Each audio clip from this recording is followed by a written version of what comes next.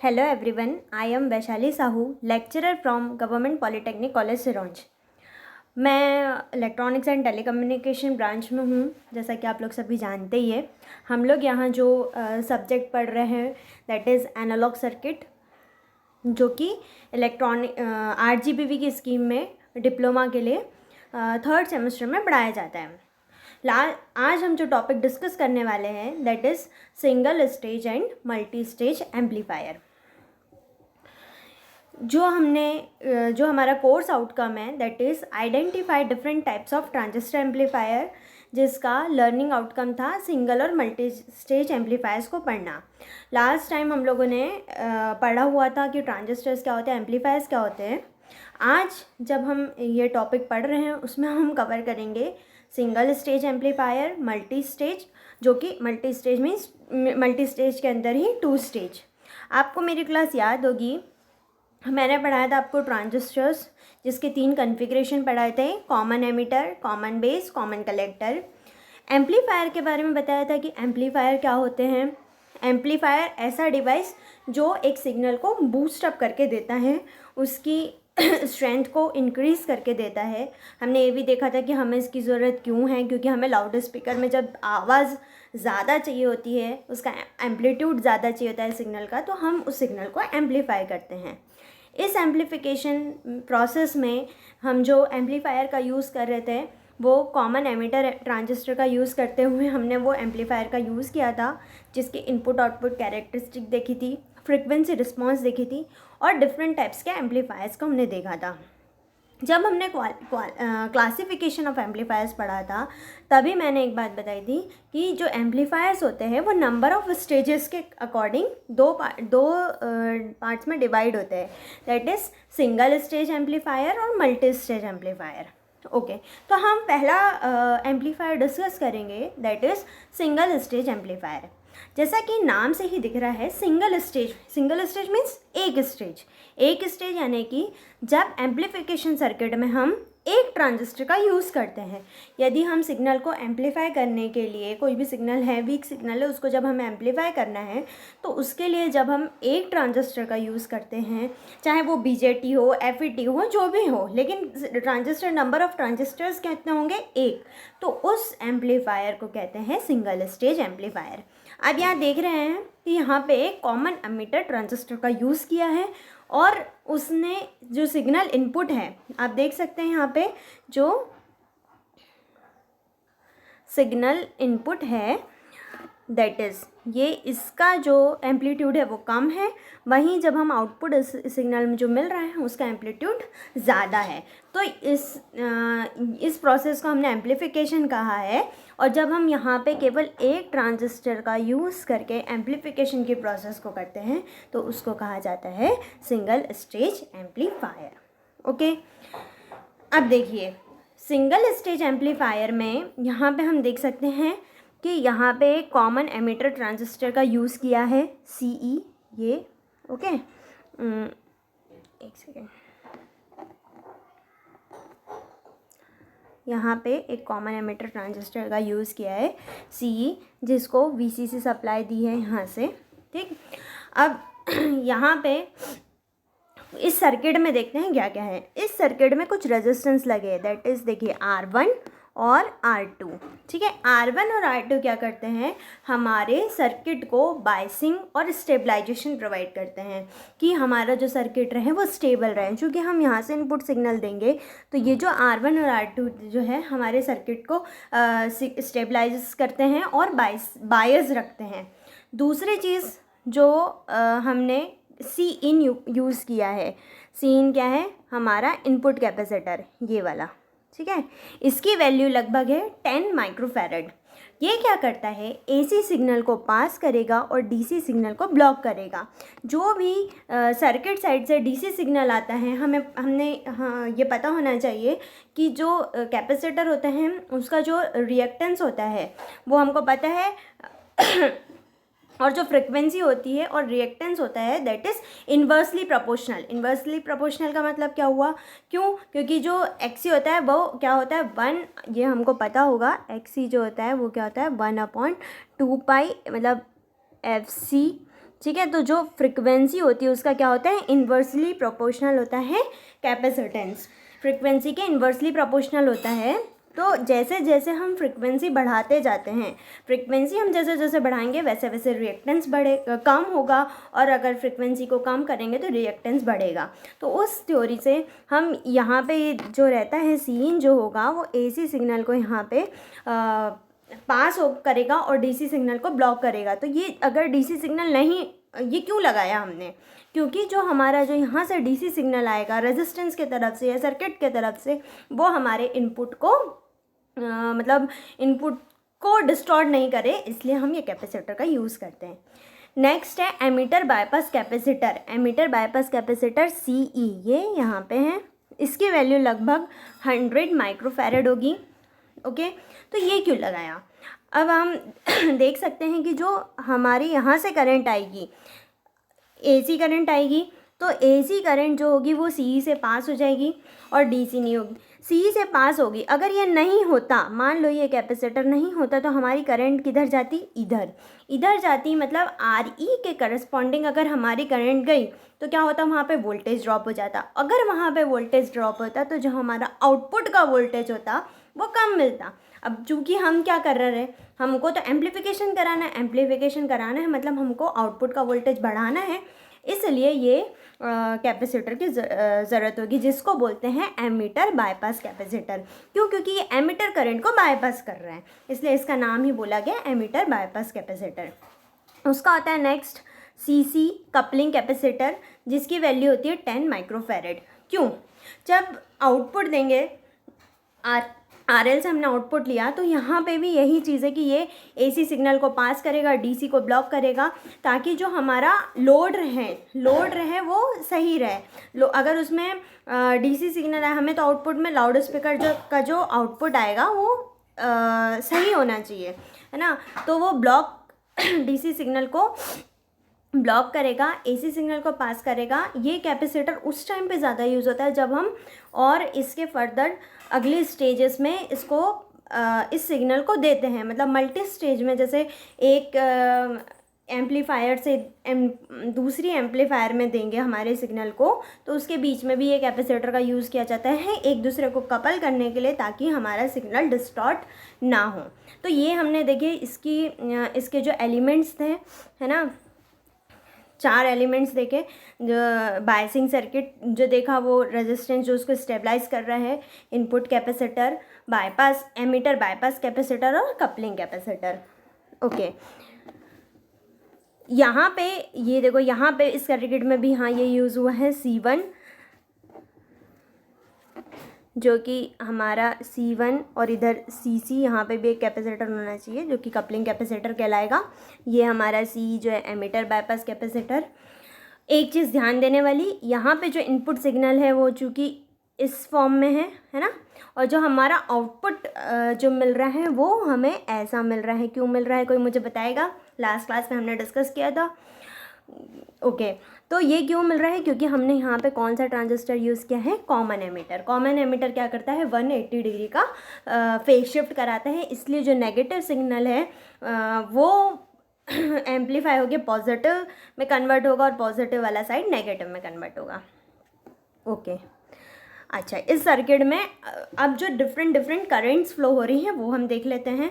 सबसे पहली होती है बेस करंट। बेस करंट कौन सी होगी, जो बेस की तरफ से जाएगी, बेस की ओर जाएगी, जिसको हम बेस करंट कहेंगे IB।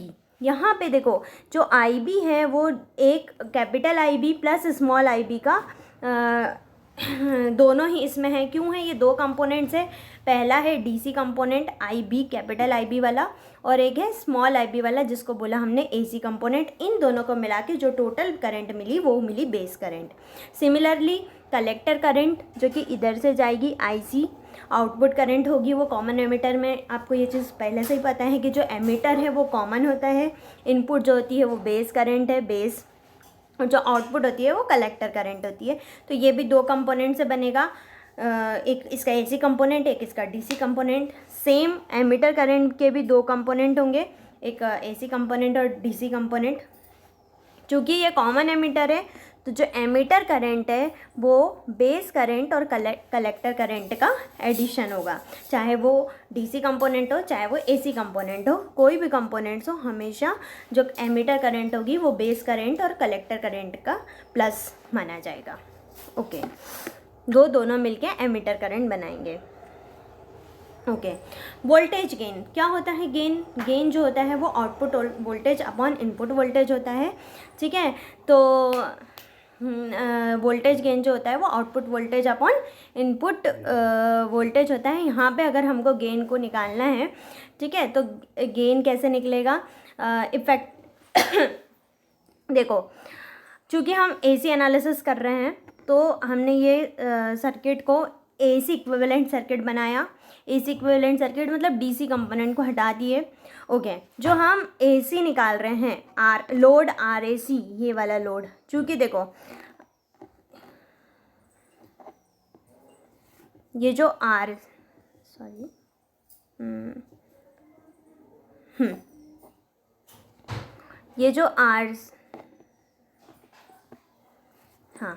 ये जो आरसी और आरएल है वो क्या है? पैरेलल में है। तो जो लोड रेजिस्टेंस निकलेगा, चूँकि पैरेलल में होते हैं तो इसका फॉर्मूला हम पता है कि दोनों रेजिस्टेंस पैरेलल में, तो it is RC into RL upon RC plus RL. जो आउटपुट वोल्टेज निकलेगा ये कौन सा होगा? ये जो हमारा आरएसी लोड निकला इंटू आउटपुट करंट क्या है? हमारी आईसी। इन दोनों का जो मल्टीप्लिकेशन होगा वो क्या निकलेगा? Output voltage. दूसरी चीज़ है इनपुट वोल्टेज मतलब इनपुट करंट और इनपुट रेजिस्टेंस का मल्टीप्लिकेशन होगा, ठीक है। तो आर इन जो है हमारा इनपुट रेजिस्टेंस है और आई बी जो है हमारी इनपुट करंट है। इन दोनों का मल्टीप्लिकेशन ये निकल गया इनपुट वोल्टेज। अब देखो, आउटपुट वोल्टेज निकल गया, इनपुट वोल्टेज निकल गया, तो गेन निकल जाएगा। गेन क्या है? Output voltage upon input voltage. दोनों की यहाँ पे वैल्यू रखी, I C into R A C upon I B into R in. चूँकि I C upon I B क्या है? बीटा, ये एम्पलीफिकेशन फैक्टर होता है, beta equal to I C upon I B. तो इसकी वैल्यू यहाँ पे रखी बीटा इन और R A C upon R in. ऐसे ही पावर गेन भी निकाल सकते हैं। ये निकाला हमने वोल्टेज गेन, ऐसे ही हम पावर गेन निकाल सकते हैं। क्योंकि पावर का फॉर्मूला क्या होता है? पावर का फॉर्मूला होता है वोल्टेज इंटू करंट, ठीक है। या फिर वी, जैसा हमें पता है P equals to V into I, ये होता है फॉर्मूला। यहाँ दिख नहीं रहा है, मैं फिर से अच्छे से बताती हूँ। तो P इक्वल्स टू क्या होता है? V इंटू आई, ठीक। और हमें एक चीज़ और पता है, क्या होता है? V equal to I into R, ये तो ओम्स लॉ है, ठीक है। तो V की वैल्यू क्या रख सकते हैं हम? V की वैल्यू क्या रख सकते हैं? आई इंटू आर। तो यहाँ लिखा आई इंटू आर इंटू आई, तो ये क्या हो गया? आई स्क्वायर आर, ठीक है। तो यहाँ पे यही किया है, यहाँ पे इन्होंने output power upon input power, ठीक है। आउटपुट करंट क्या है हमारी? आईसी। तो यहाँ पे देखो I C square into R A C, क्योंकि आर ए सी जो है वो हमारा आउटपुट रेजिस्टेंस है, अपॉन में इंटू जो इनपुट करंट है, इनपुट करंट आई बी है, तो I B square into R in. Similarly same चीज़ बीटा जो होता है वो आई सी अपॉन आई बी है, तो यहाँ पे क्या आ गया? बीटा का स्क्वायर। तो beta square into R A C upon R in, ये हमारा निकला पावर गेन का फॉर्मूला। ओके, ये हमारा वोल्टेज गेन और पावर गेन हो गया। अच्छा, अभी हमने देखा कि सिंगल स्टेज ट्रांजिस्टर एम्पलीफायर जो हमने अभी पढ़ा वो काय का यूज़ किया था हमने? उसमें बीजेटी का यूज़ किया था, बीजेटी बाइपोलर जंक्शन ट्रांजिस्टर, जिसमें हमने अभी कॉमन एमिटर का यूज़ किया। फर्दर अगर हम जेफेट या मॉसफेट का यूज़ करते हैं तो इस तरह का हमारा सर्किट रहेगा। यहाँ पे पहला सर्किट जो शो कर रहा है वो जेफेट का यूज़ करके हमने एम्पलीफायर बनाया है। सेकेंड सर्किट जो बनाया है वो एन चैनल मॉसफेट का यूज़ करके हमने ये सर्किट बनाया है। बस हमेशा ध्यान रखना है कि एम्पलीफायर बना रहे हैं तो हमारा जो सर्किट है वो सही रीज़न में यूज़ होना चाहिए। सही रीज़न, जैसे कि बीजेटी को एक्टिव रीज़न में यूज़ करते हैं, मॉसफेट को सैचुरेशन रीज़न में यूज़ करते हैं, तो ये रीज़न हमेशा करेक्ट होना चाहिए। ओके, जो समरी निकलती है सिंगल स्टेज की, जो बीजेटी है ना, जो आइडियल वोल्टेज एम्पलीफायर होता है, ये जो आर आई मतलब होता है इनपुट रेजिस्टेंस। तो इन आर आई जो होता है इनपुट रेजिस्टेंस होता है आइडियल वोल्टेज एम्पलीफायर का इनफाइनाइट होता है। ठीक है, आइडियली इतना होना चाहिए, लेकिन बेसिकली हम किसकी चीज़ की पढ़ते हैं, प्रैक्टिकल एम्पलीफायर। तो जब हम कॉमन एमिटर का यूज़ करके बनाते हैं, जो हमारा प्रैक्टिकल एम्पलीफायर बनता है, उसका आर आई कितना होगा, मॉडरेट होगा।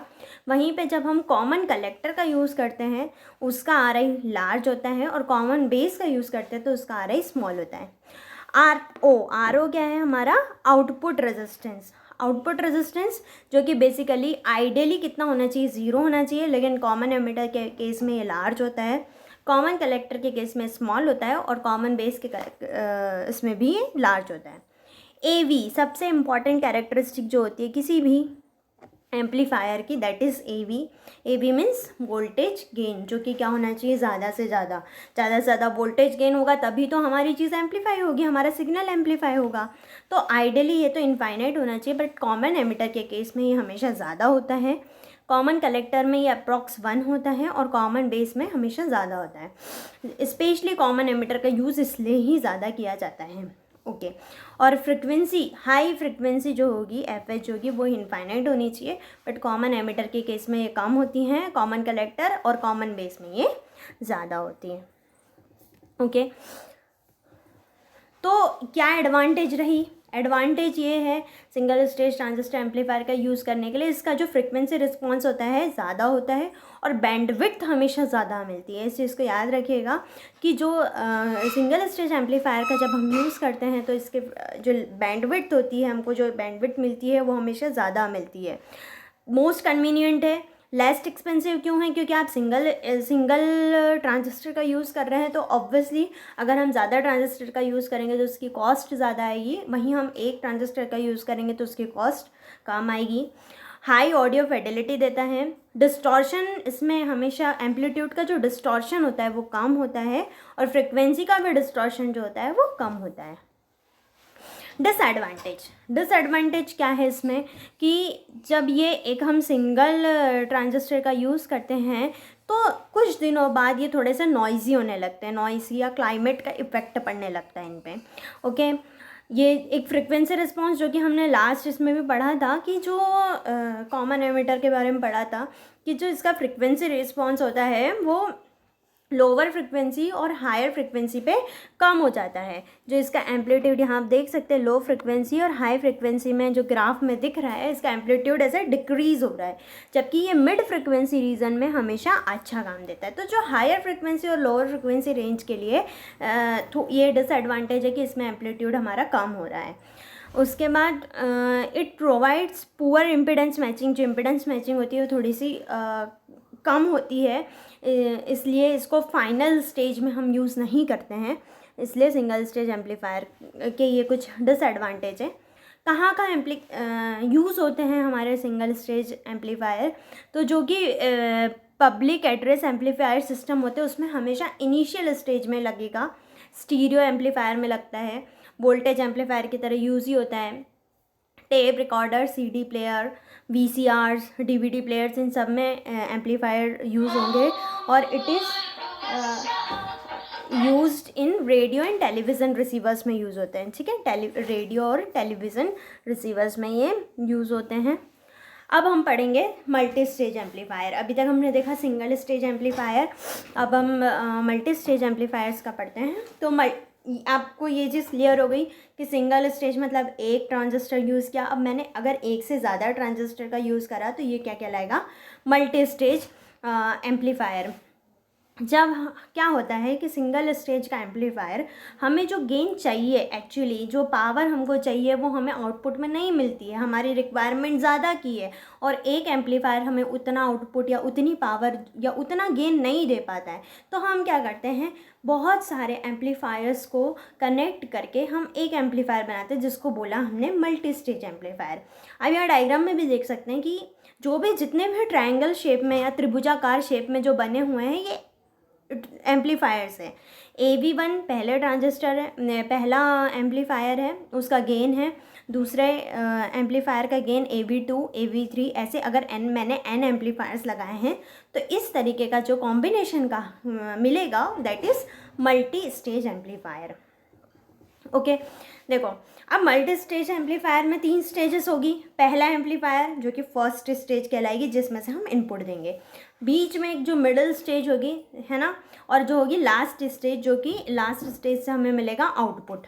ठीक है, तो क्या क्या इन स्टेजेस के काम होते हैं। तो फर्स्ट स्टेज जो होती है वो क्यों रिक्वायर होती है कि वो हाई इनपुट रेजिस्टेंस प्रोवाइड कराए। अभी हमने पढ़ा कि जो इनपुट रेजिस्टेंस होना चाहिए वो कैसा होना चाहिए, हाई, या आइडियली कितना होना चाहिए, इनफाइनाइट। तो जो फर्स्ट हमारा एम्पलीफायर है, हम वो एम्पलीफायर यूज़ करेंगे जो हमें ज़्यादा से ज़्यादा इनपुट रेजिस्टेंस प्रोवाइड कराएगा और high common mode rejection provide कराएगा।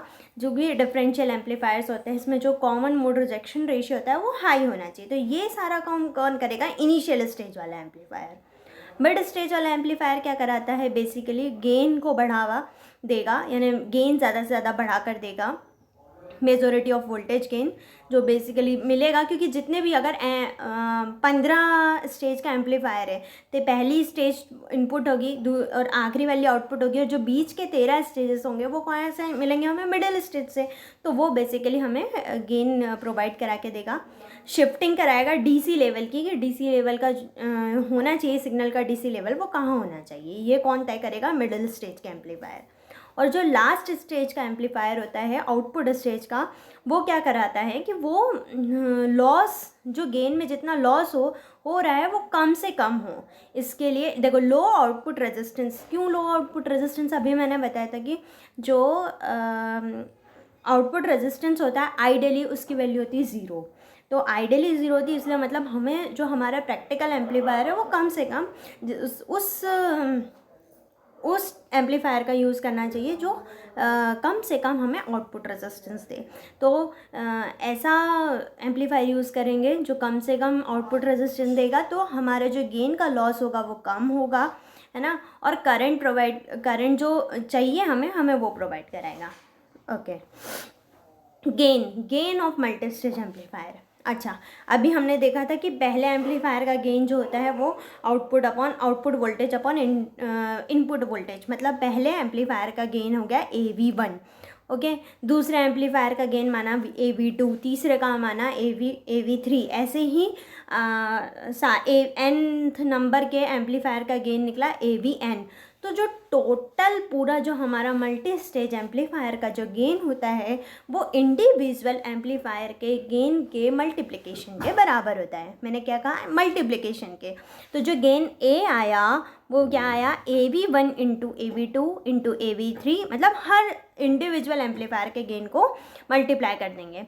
अगर यही गेन हम dB में निकालते हैं, dB मीन्स डेसिबल में, तो डेसिबल में जो क्या होगा, अगर हमें डेसिबल में निकालना है तो ये कैसा हो जाएगा, सम हो जाएगा। सम मतलब प्लस, सारे जो डेसिबल वैल्यू होगी वो ऐड हो जाएगी। वहीं अगर बिना डेसिबल के निकालते हैं, नॉर्मल हमारे गेन की वैल्यू निकलेगी, तो वो मल्टीप्लिकेशन में होगी। कंफ्यूज नहीं होना है इसमें, अगर डेसिबल में वैल्यू है तो वो प्लस होगी, बिना डेसिबल के वैल्यू है तो वो मल्टीप्लाई होगी। और डेसिबल की वैल्यू कैसे निकालते हैं, तो हमें पता ही है 20 log AV करके, तो ये डेसिबल वैल्यू निकल जाती है। गेन कोई यूनिट नहीं होती, यूनिट लेस होता है, तो ये इसका ध्यान रखिए। तो डेसिबल में हमेशा ऐड होगा, एडिशन होगा, और नॉर्मल वैल्यू जो रहेगी वो मल्टीप्लाई होगी। ओके, ये रंगना गेन हमारा। अब मल्टीपल स्टेज मैंने कहा था, मल्टीपल स्टेज मतलब बहुत सारी स्टेजेस मिला के हम एम्पलीफायर बनाते हैं। यहाँ पर हम जो देख रहे हैं that is 2 stage transistor amplifier. 2 stage मतलब 2 ट्रांजिस्टर, 2 स्टेज मतलब 2 ट्रांजिस्टर। आप यहाँ देख सकते हैं, फर्स्ट ट्रांजिस्टर है Q1, ठीक है, और सेकेंड ट्रांजिस्टर है Q2, ठीक है। 2 ट्रांजिस्टर्स का यूज़ किया है, दोनों ही कॉमन एमिटर ट्रांजिस्टर यूज़ किया है। ये यहाँ पे दिख रहा है, ये जो डिवाइड किया हुआ है पोर्शन है, फर्स्ट स्टेज है और सेकंड स्टेज। फर्स्ट स्टेज मतलब पहले ट्रांजिस्टर का आउटपुट, और सेकंड स्टेज मतलब दूसरे ट्रांजिस्टर का आउटपुट। ध्यान देने चीज़ बात ये कि देखिए यहाँ पे जो इनपुट दिया, क्योंकि कॉमन बेस है तो बेस में से इनपुट गया, ठीक है, कॉमन बेस में से इनपुट गया। ये यहाँ पे C जो है वो हमारा एमिटर बाईपास कैपेसिटर है, ठीक है, यह भी हम पढ़ चुके हैं। CY जो है वो कपलिंग कैपेसिटर है, ये सारे कैपेसिटर्स पढ़ चुके हैं। ओके, इनपुट कैपेसिटर है ये। जब यहाँ से हम आउटपुट लेंगे तो आउटपुट कहाँ से मिलेगा, यहाँ से, ठीक है। ये आउटपुट को आप देख सकते हैं, इस आउटपुट को नेक्स्ट ट्रांजिस्टर के इनपुट में दिया जा रहा है। सबसे मेन चीज़, कैसे हम एक ट्रांजिस्टर से को दूसरे ट्रांजिस्टर से कनेक्ट करते हैं, कैसे करते हैं कि पहले ट्रांजिस्टर का आउटपुट या पहली एम्पलीफायर का आउटपुट दूसरे एम्पलीफायर के इनपुट में देते हैं, ठीक है। यहाँ पे मैंने इसका आउटपुट इसके इनपुट में दिया, यहाँ हम सीसी के थ्रू दे रहे हैं, ये मतलब कपलिंग कैपेसिटर के थ्रू दे रहे हैं, ये इसके अलावा डायरेक्ट भी दे सकते हैं या ट्रांसफार्मर के थ्रू भी दे सकते हैं। ये हम अभी आगे के लेक्चर्स में पढ़ेंगे कि क्या यूज़ करेंगे, लेकिन अभी यहाँ पे सीसी के थ्रू दिया जा रहा है, तो इसका आउटपुट अगले वाले के इनपुट में देंगे, तो ये क्या कहलाएगा, 2 स्टेज ट्रांजिस्टर एम्पलीफायर, ओके। अच्छा, चूँकि वही चीज़ की सी यूज़ किया है, तो कॉमन एमिटर जो कि 180 डिग्री का फेज शिफ्ट प्रोवाइड कराता है, तो ये फर्स्ट जो आउटपुट है वो एम्पलीफाई होके इस ऐसा रहेगा, उसका जो 180 डिग्री फेज शिफ्ट हो जाएगा, और वहीं उसके बाद फिर से अगर हमने सी एम्पलीफायर का यूज़ किया है तो ये फिर से सिग्नल को एम्पलीफाई करेगा और हमें फिर से फेज शिफ्ट देगा। तो 2 बार फेज शिफ्ट होने के कारण जो ओवरऑल फेज शिफ्ट हुआ वो कितना हो गया, 0 डिग्री। क्यों 0 डिग्री, समझ में आया। यहाँ पे 180 डिग्री का फेज शिफ्ट मिला, यहाँ पे 180 डिग्री का फेज शिफ्ट मिला, तो टोटल कितना हुआ, 360 डिग्री। और टोटल 360 डिग्री का जो फेज शिफ्ट होता है वो एक्चुअली क्या होता है, 0 डिग्री का फेज शिफ्ट, ठीक है, ओके। यहाँ पे भी जो गेन होगा, पहले मान लो पहले फर्स्ट स्टेज का जो गेन है वो A1 है और इस स्टेज का गेन है जो A2 है, तो इसलिए इसका जो टोटल गेन होगा वो कितना होगा, A1 इंटू A2, ठीक है। तो जो टोटल गेन मिला हमारा A1 इंटू A2 मिला। ये था हमारा 2 स्टेज ट्रांजिस्टर एम्पलीफायर। क्या एडवांटेज है इसके, सबसे मेन एडवांटेज है कि इसका फ्रिक्वेंसी रिस्पॉन्स जो होता है वो एक्सेलेंट होता है। अगर हम इसका सिंगल स्टेज से कंपैरिजन करें तो इसका इनपुट आउटपुट का आइसोलेशन रहेगा वो अच्छा रहता है, इनपुट इम्पिडेंस आउटपुट इम्पिडेंस अच्छा होता है, और गेन हमें ज़्यादा मिलता है। क्यों गेन ज़्यादा मिला, क्योंकि हमने 2 स्टेज का यूज़ किया है तो हमें गेन ज़्यादा मिला, ठीक है।